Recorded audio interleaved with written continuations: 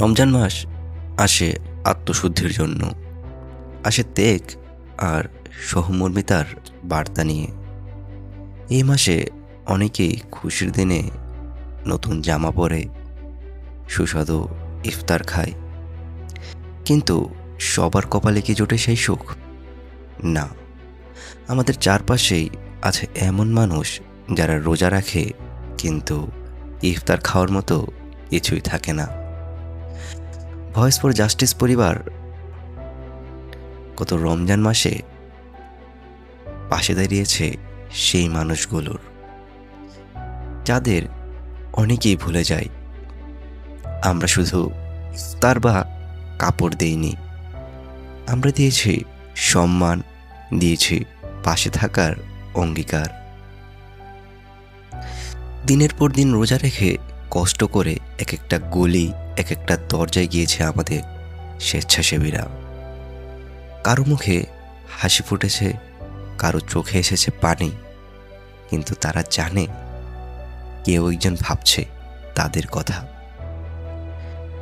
আমরা হয়তো বড় কোনো সংস্থা না, আমাদের নেই কোটি টাকার তহবিল, কিন্তু আছে মন, আছে দায়িত্ববোধ, আছে ভালোবাসা।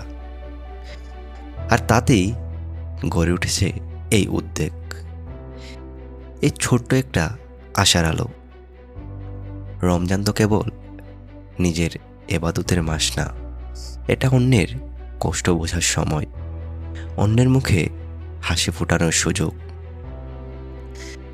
এই ইফতার আর কাপড় হয়তো তাদের সারা বছরের অভাব মেটাবে না, কিন্তু এই মুহূর্তে তারা বুঝবে এই সমাজে তারা একা না। ভয়েস ফর জাস্টিস তাদের পাশে ছিল, পাশে থাকবে ইনশাল্লাহ। আর থাকবে তাদের সঙ্গে যাদের পাশে খুব কম মানুষই দাঁড়ায়, কারণ ন্যায়ের কণ্ঠস্বর কখনো চুপ করে না। আমরা চাই এই গল্প ছড়িয়ে পড়ুক, আরও অনেক তরুণ এগিয়ে আসুক, কারণ মানবতার ছোঁয়ায় না জাত, না ধর্ম, না রাজনীতি, মানবতা শুধু ছুঁয়ে যায় হৃদয়। ভয়েস ফর জাস্টিস কেবল একটা নাম না, এটা একটা অনুভব, একটা অঙ্গীকার, এবং অসহায় মানুষের পাশে দাঁড়ানোর এবং সবসময় ন্যায়ের পাশে থাকার।